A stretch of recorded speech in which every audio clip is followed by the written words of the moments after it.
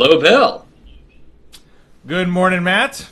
Welcome to the DMZ, everybody. This is take 3 for us, our third attempt to do this show. With enthusiasm. We did an entire show. We did an entire show yesterday. It might have been the greatest show we've ever done. I mean, it was just it was gold from start to finish.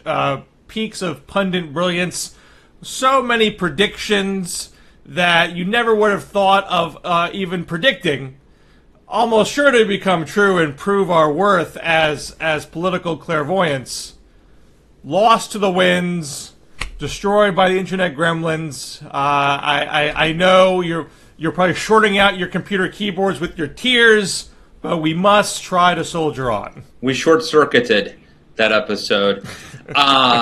Look, I am not convinced that this was just a coincidence. I think that too much truth may have been revealed in that episode, and I think that the game may be rigged. I think that Central Command may not have liked some of the directions we went yesterday. So you really, I mean, I've never trusted blogging heads. Who knows who runs the machines? I've been doing this show for 5 years. I still don't know how this happens. I know that things disappear from time to time. So it's all very suspicious. We're gonna try to get the truth out in some way, in some capacity. If we're not here next week, you know why. Yeah, but we're tell my story to the world. So when we talked yesterday, it had been 24 hours since Donald Trump made his Second Amendment remarks. Now it's 48 hours.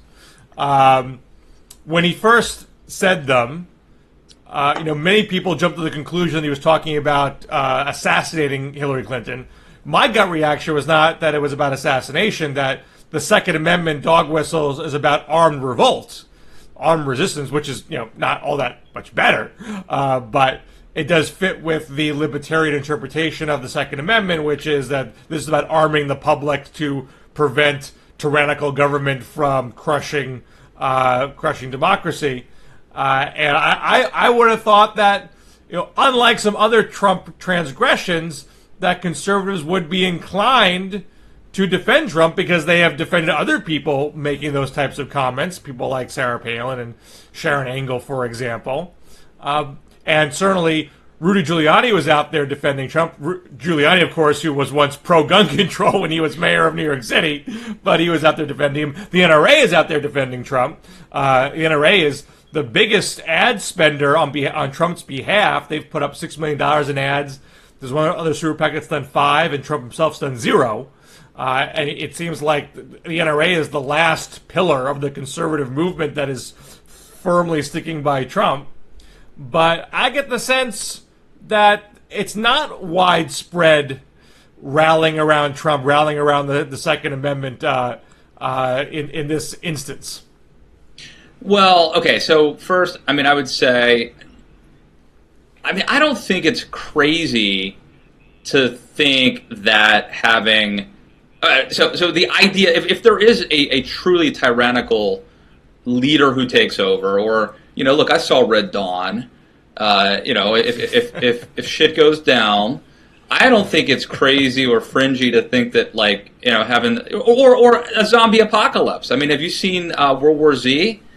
If anything, the lesson of that movie is you need to have some weapons when stuff goes down. So, I don't think it's fringy or bizarre to think that, in a truly tyrannical situation, a population that can defend itself and freedom, is a bad thing. But I think the problem is that, number one, Trump is a serial offender.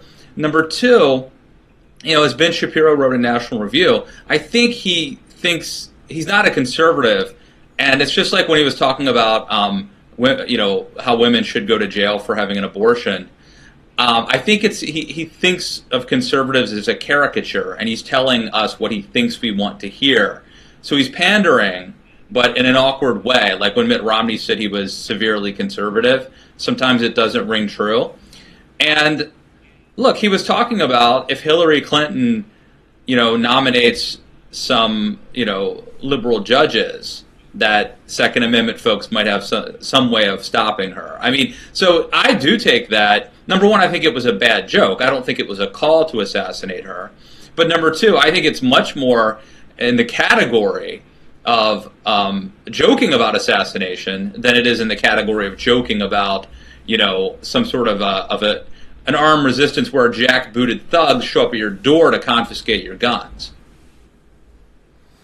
So, do you think? I mean, I think Ben Shapiro made that point. You've made that point. That Trump is not. They sort of talking down to Second Amendment people. Even just saying the phrase suggests that he is not one of those people. He's not going to be the one carrying the assault rifle and storming on the mall in Washington. And Rudy Giuliani, in his defense, made a comment on I think it was ABC saying, "Well, really gone wild." I mean, he's someone speaking of them as like a bunch of animals that he is removed from. But do you think? Which doesn't make any sense too. I mean, the guy, I think his name's Daryl Vickers, the guy who looks like Santa Claus, who's with the white beard and the red shirt sitting behind Trump, who, when Trump said that, was sort of visually flabbergasted and sort of laughing and talking to somebody next to him. And he's been on CNN and other networks and basically saying, no, look, I was in the audience and I'm supporting Trump, but I took it to be a really bad joke about assassinating Hillary Clinton, So, does this affect, does the hardcore Second Amendment Trump supporter take offense? Or is this just something that people who are already never Trump are calling attention to? Look, I mean, I think it's no, for the guy who's a hardcore Second Amendment voter. I mean, if that's sort of a single issue voter, it doesn't matter. It's baked into the cake. Trump is his team. He's rooting for Trump. Just like the hardcore liberal doesn't care about the latest email controversy having to do with the Clinton Foundation, right? It's baked into the cake. If you were ever going to be really concerned and wringing your hands about the Clintons' emails and ethics and the conflict of interest or the appearance of a conflict of interest, then you would not be voting for Hillary to begin with. Likewise, if gun rights are your driving force, primary force, you're probably in the Trump camp no matter what. Now you have a piece in Roll Call today, where you are preparing for the aftermath, preparing for the blame game that will occur, presuming Trump loses, and because there's gonna be people saying that Trump lost because he bashed immigrants and bashed Muslims, and he didn't listen to the RNC autopsy, and so he should. We need to run candidates who are going to recognize that we're in a diverse America, a modern America. It's not the America of the 50s and 60s, and if you can't adapt, we're not going to be a competitive party anymore. And there's going to be other people that say it's just because Trump was uniquely crazy, uniquely mean. Attacking Gold Star parents and the like. So you could still run an anti-immigrant campaign. You could still try to appeal to a predominantly white electorate. You just can't be as obnoxious as Trump. And that's sort of an argument for a Ted Cruz 2020 campaign. Where are you coming down in this, what I would think, inevitable debate that's going to occur on November 9th? Well, the first thing I would do is push back a little bit on the premise of the question, or part of the premise, part of the setup of the question, where you talked about the 50s and 60s, because Donald Trump would have never won an election in the 50s or 60s either, when we valued things like virtue and humility and experience. So I get your point about changing demographics, but Trump is a unique figure, and this is a unique moment some say in time. Trump speaks to a Nixonian Southern strategy, or even George Wallace. And I know you have your thoughts about the Southern strategy, but the conventional wisdom is that Nixon used racial wedge issues, law and order rhetoric to to drive a wedge through the Democratic Party, get white Democrats who had latent racist feelings and bring them into the Republican fold. And Lee Atwater made some comments along those lines to an interviewer in the 80s that how they had to mildly tweak the rhetoric to maintain that kind of strategy. And the RNC autopsy doesn't cop any of that, but basically says, look, we got to really be in these minority communities or we're not going to get anywhere. So the larger point, though, I think is super important, which is, like, I really believe that the story we tell ourselves about what happened, I'm assuming now that Donald Trump is going to lose, and I think that's a fairly safe assumption. I think it's possible he could win, but, you know, what do we give Hillary now, 80% chance of winning? What do you think? I mean, well, I would give her a 95% chance. I mean, we're not Nate Silver here. I don't have any maps or equations, you know, or like Goodwill Hunting equations on my blackboard back here. I don't want to go down. I'm happy to talk more about Trump's poll numbers in a little bit because I wrote a piece about that for Real Clear Politics. But at minimum, I think Trump has to do a lot of things differently if he's going to change the probabilities. The way he has been running clearly is not working. Yeah. And as I said, you know, he gave a good scripted speech in Detroit on the economy where he read off a teleprompter and that couldn't wait 24 hours before saying something unscripted in a rally. So he's not going to do what he needs to do. So anyway, I really believe that the campaign after the campaign, the debate after the debates, to define what we learned, what will the narrative be for Republicans after 2016? What will the lesson learned be? What will the takeaway be? And I think that is up in the air. I mean, very clearly, Donald Trump is laying the groundwork to say the election's rigged, which could mean a variety of things. It could mean voter fraud. It could mean that Republicans stabbed him in the back.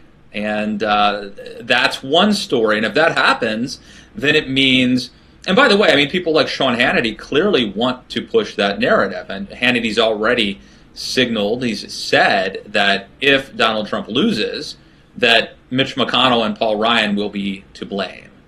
So this is going to be a fight over assigning blame and over deciding what the story is that we tell ourselves. The thing with telling stories with narratives, and there's the reason we fight about revisionist history. It's the reason why when Hollywood wants to make a movie making Reagan look horrible, we push back so hard because it doesn't. Perception is reality, and the narratives that we sort of tell ourselves really become. What is it? Marie Antoinette never said let them eat cake, but 90% of the people, I'm sure, believe she did, and that's what matters, right?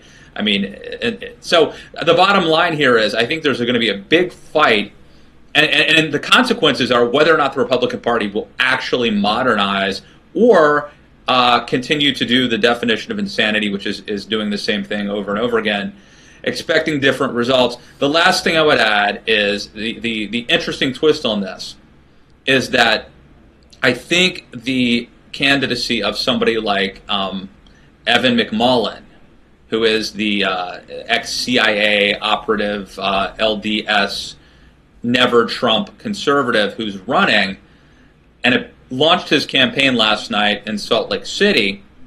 It is within the realm of possibility that Trump will lose the election in a narrow enough manner that you could blame the Never Trump people for swinging Utah or Arizona. I know it sounds crazy to think that Utah could be decisive, but we don't. This electoral map could look very different, very different.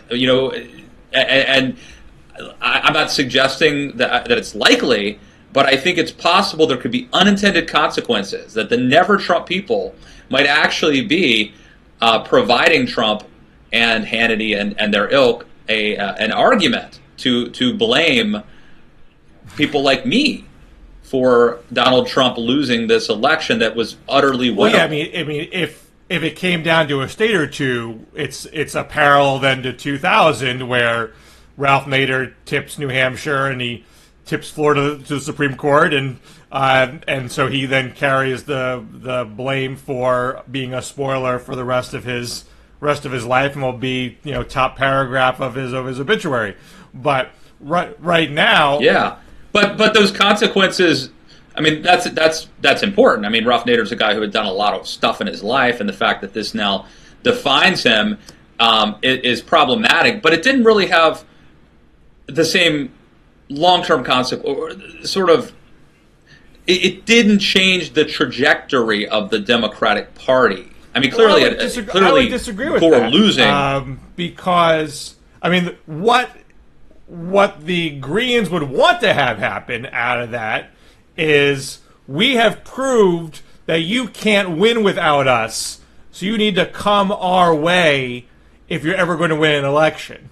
But that's not really what happened. What happened was that Democrats were livid that the Greens did that, and it strengthened party unity, where people were the whole notion that there's no difference between Gore and Bush, that got thrown out the window as soon as the Iraq War came, and that left-wing argument was discredited going into 2004, 2008, and so I think it had a unifying effect on the party long term. Now that's somewhat dissipating today, but I think for a while that's what happened. Yeah. Now, if the same psychological trajectory would occur on the right, I don't know. But I think it would, if it came down to a couple states and McMullin was the difference, it would have an impact of some sort. It would not just be a forgotten about development 4 years later. But I think that's a massive hypothetical. Where the track we're on right now is Hillary's going to beat Trump soundly. It's not going to come down to one or two states. Maybe McMullin wins a state or two because Trump totally collapses. But if that happens, you can't blame McMullin on that. I mean, Trump's already losing by 6 to 10 points at the point of his entry. Yes, no, I agree. The trajectory we are on now, Trump loses by a landslide. But 2 weeks ago, the election was tied. I mean, this is after the Republican 24 hours of a smattering of immediate post-convention polls. Let me get into my poll riff right now. Trump, this is a piece I wrote for Real Clear Politics, suggesting that Trump has hit his ceiling. He hit it at that point at the convention. The argument that Trump had a ceiling has been brought up since he first entered the race in 2015. People thought he'd have a ceiling of 11, a ceiling of 25, then a ceiling of 30, and he kept blowing past all that. And so all the Trump fans were mocking pundits like me, creating these arbitrary numbers and proving that we don't know what we're talking about. And in the primary, you look back now, you look at that Real Clear Politics graph, which you can on their site, Trump led wire to wire in the primary. His number kept going up in that graph. There was one day, and I think it was in July, where Carson would tie Trump for a day in the average. But people did not want to believe what the graph was showing them. I mean, and there was an argument to make that if they consolidated around an alternative, that the graph would have flipped. But that clearly did not what happened. Certainly, right. Trump didn't have a hard ceiling. He was able to keep going up, at least up to 40, which is about where he landed. But hold on. So in the past 12 months in the general election polling, Trump does not go up. Trump has been stuck between 38 and 44 the entire time in the Real Clear Politics polling average. You can cherry pick a poll here and there where he's above that, but the average, he has not broken 45 except for that one day after the convention where he's at 45.7. So I think you can say pretty confidently that at minimum, as he has run so far, he has a ceiling. If he is going to break that ceiling, and there are a couple of examples where there's some late tightening. Mitt Romney got past 45 after September. Al Gore was below 45 before then. He broke through after September. Gerald Ford the same way. Something changed in the race. If Trump can't execute a pivot for more than 24 hours, then he can't change, and he's going to be stuck in his ceiling. So if you're going to lean on, he was once tied in the race, I think that's a literal thin reed to grab onto. Well, look, I think the odds of Hillary winning by a landslide are much greater than the odds of Trump winning even narrowly. So I will concede that to you. However, there are 3 months, almost 3 months left to go in this race. And we know that it's just been reported just in the last 24 hours that the hacking of Democratic emails is much more extensive than we've been led to believe.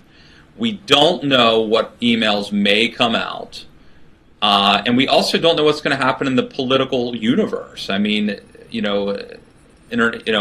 Russia invades Crimea, again. God forbid some sort of a terrorist attack. Things happen, and I think that there are people who are saying that Donald Trump cannot win, and they will probably be right. They will probably look like they are right because Donald Trump probably will not win.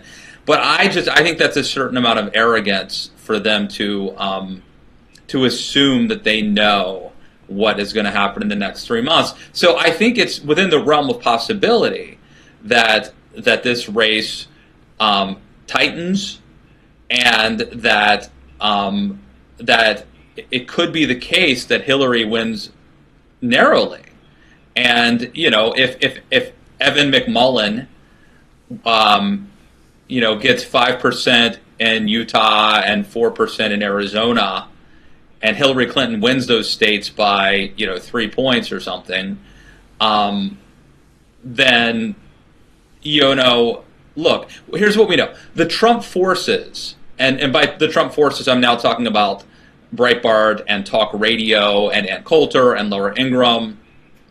They, no matter what happens, no matter what, even if Trump loses in a landslide, they are going to say that he could have won had it not been for people like me. But it becomes plausible. It becomes intellectually plausible, and it's something that you actually must grapple with if McMullin, McLovin, as we call him tenderly, if he becomes a spoiler, in a very literal way. So when we talked last week, you are never Trump. You won't vote for Hillary. I'm never's a long time. I could change. I've never. There's never been a day when I would have voted for Donald Trump. You were not intending to vote for Donald Trump. But you were not intending to vote for Hillary Clinton. And you've written that you can't even vote for Gary Johnson because he's not a good enough libertarian. He's not good on religious liberty. He's not good on social conservatism. So he's a bridge too far for you. Also, you are musing that perhaps you would just not vote, so that at least there would be a record of you not. You could always say for history's sake that you can prove you didn't vote for Trump because you didn't show up that day. Are you on the McMullin train? Is this a great day for never Trump Republicans? Even though people don't think he can win, I can at least go to the ballot box and vote for McMullin and say I've fulfilled what the founders wanted. I exercised my democratic right to vote. I didn't have to vote for someone who I found distasteful. I don't know. I feel like the founders wanted me to be able to not vote too. So that's what I don't know. George Washington was thinking in Valley Forge. I can't wait 200 years from now so people can exercise their right not to vote. I might die of starvation here, but someday someone can not vote on my behalf.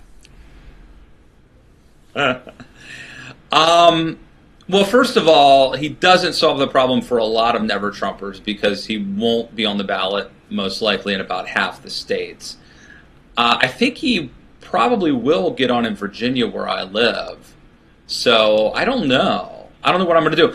I don't know. This is not a disqualifier, but I would say I think it's interesting that, he went on the Hugh Hewitt show the other day, and Hugh has these standard things he asks people.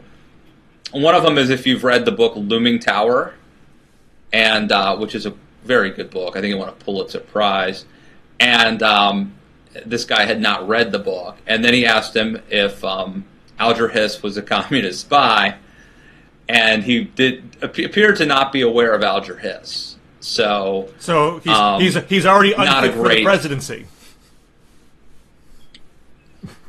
Well, again, I don't think it's a disqualifier, but it is interesting if you are, you're an ex-CIA agent, you're running as sort of the hope of, I don't know, intellectual conservatism, and you go on a show that asks everybody these questions and you get them wrong. It's not a great start. I mean, he failed the Hugh Hewitt test. I agree he failed the Hewitt test. And look, I went to McMullin's website, and there's nothing there. I mean, he's got his issues page. I mean, he's ex-CIA. He's got a national security page that literally has 3 sentences on it. There's no positions there. So I'm not making an argument that I think McMullin is proving to be a robust option. But I think that Alger Hiss thing is interesting because I think that really exposes a generational divide in the conservative movement where there are people who are older who just can't let go of Alger Hiss. This proves that the communists were in the government. On both sides, no, but on both sides of the aisle, though. I mean, I think that there are people of a certain age on both sides who are. I mean, didn't Don Imus have somewhat of a campaign to exonerate Alger Hiss? It could be. I don't remember. Wouldn't surprise me. Many years ago. There I mean, folks, if you're on the left, in the 50s, like people clung on to Alger Hiss as someone who was wronged in the court. So. Yeah, but I think if you're a 30-something conservative, I will say this: is not a top-of-mind issue. It's totally irrelevant to what challenges face the government today. I am the proud owner, though, Bill. You may not know this, but I'm the proud owner of a first edition copy of Whitaker Chambers' What Witness. wonderful friend purchased that for you? Yeah, some great person. I can't remember who some great person sent me that. So. Yeah, I mean, that's part of the conservative canon, of course.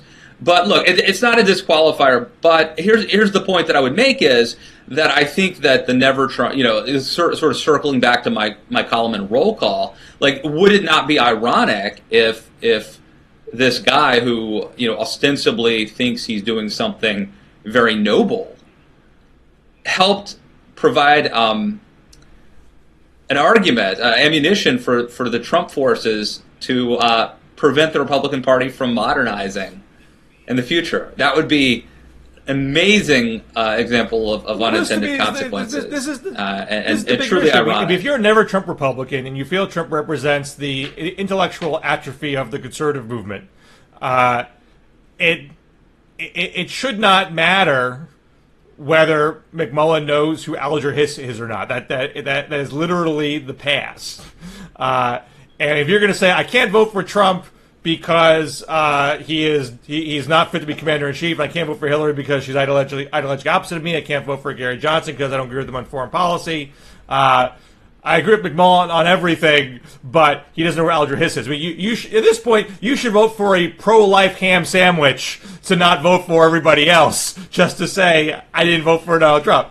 Yeah, I mean, I do fear, there's that, don't make the perfect the enemy of the good. I feel that my standards, I am like, if this were dating or something, this person now has to be like almost a 10. But I feel like we're not getting 7s or 8s, Bill. Well, McMullin, this is an opportunity. 3s. I mean, you have this whole legion of young reformocons, right?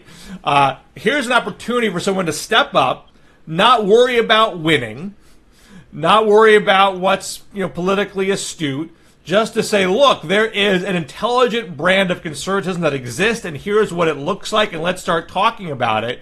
Instead, you have a guy who is running for president seemingly on a whim, who throws up a website that literally has almost no policy positions on it. That's a missed intellectual opportunity. I think the election itself is pretty baked, but when does the process begin for conservatism, for the conservative movement, to have a real discussion of how the party has to modernize, not talk about it in theory, but actually start doing it by putting real ideas on the table? Glad you asked that, Bill. I've already launched BenSass2020.com. No, I haven't. But even Sass, everything we should grab that I've URL. heard Sass say about the election and wag his finger at Trump and Clinton, I have yet to see him articulate actual views that he thinks someone should champion. No, he's a very smart and intellectually. I'm sure they're in there somewhere in his soul, but he's not running on them. No, he talks about them. I could probably send you speeches. He's an impressive guy. I'm actually glad that he's not. I think it would be good for him and for us to percolate. To be in the incubator a little bit in the U.S. Senate before. If we've learned one thing, it's these rising stars who immediately run for president. On one hand, you do have to strike while the iron is hot.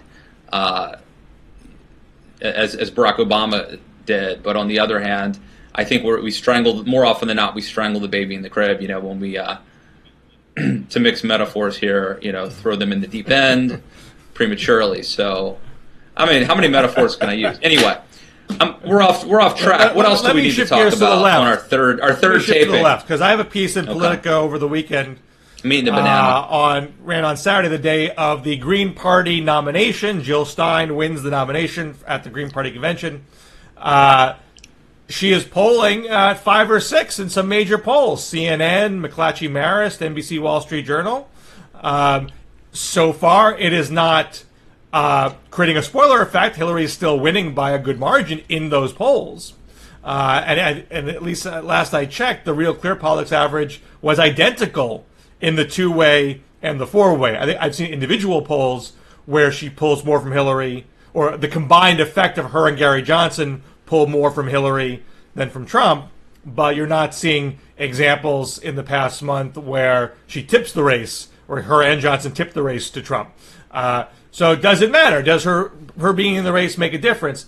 What I mentioned in the article is, it's actually more, the typical path of the third-party candidate is a little bit of excitement in the summer, then it tapers off by the fall, and they usually fall below 1%. Obviously Ross Perot is different, getting 19. He had a ton of money.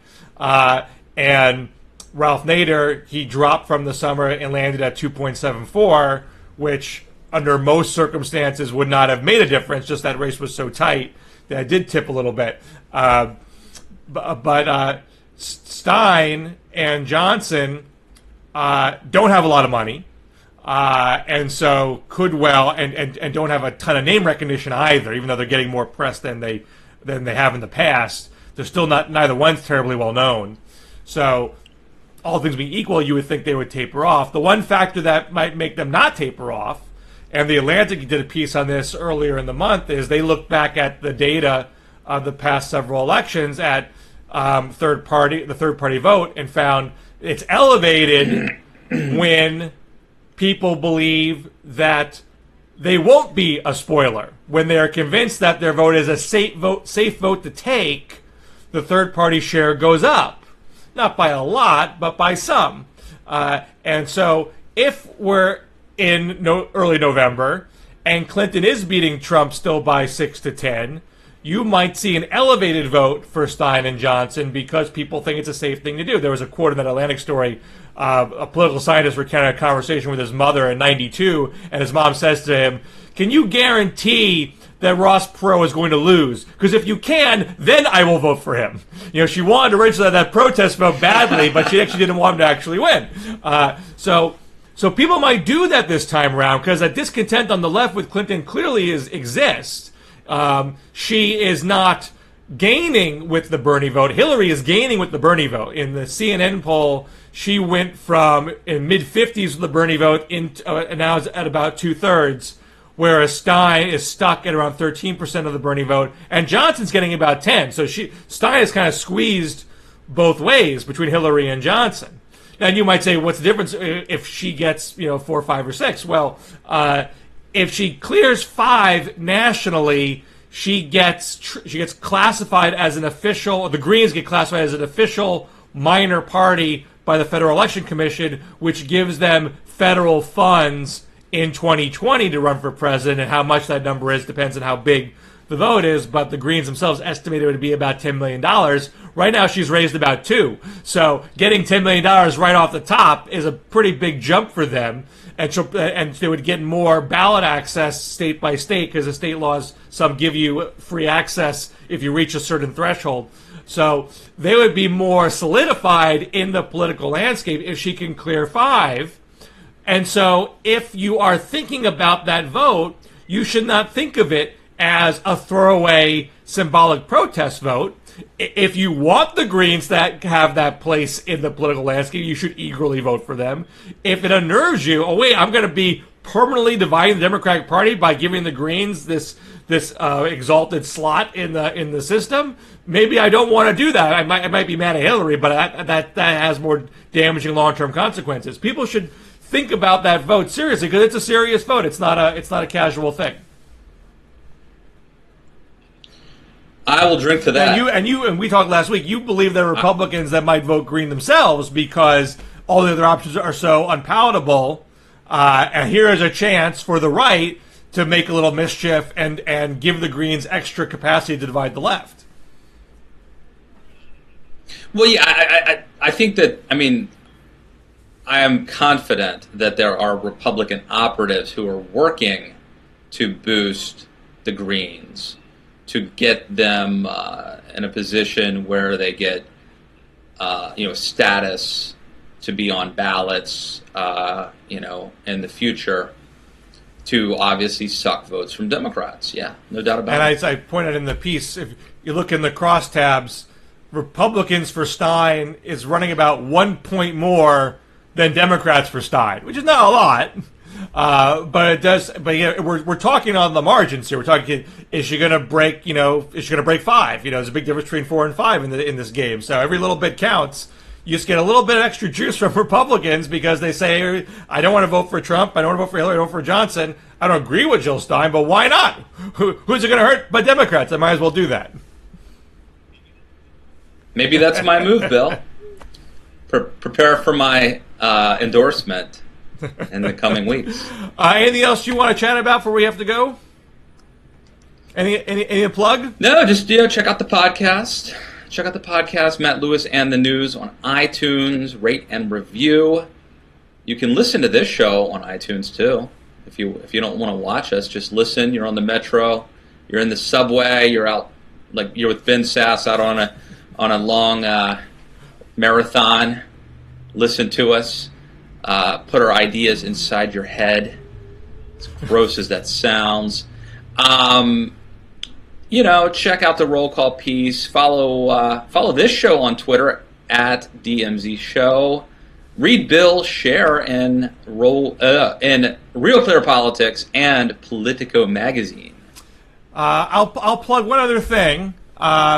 If you're in the Western Massachusetts area on October 13th, Thursday, October 13th, I am the keynote speaker for the Western Massachusetts chapter of the World Affairs Council's 90th annual meeting and dinner at the Springfield Sheraton. I'll be talking. I was at the 89th. I was at the 89th year. So it was a really good event. But the Springfield Sheraton. I think we had it at the Ritz-Carlton Ballroom. But this is a good venue. Springfield Sheraton, right across from the Basketball Hall of Fame. So lots to do. And I'll be speaking on how Democrats became the national security party. So, if you Google around for World Affairs Council and me, you'll find the site to buy tickets. And if you're in the area, I hope to see you there. All right, sounds like a huge globalist conclave, one world. If you want to rub shoulders with the Illuminati and the Bilderberg Foundation. All right. See you all next week Take care. in the DMZ. See you, Bill.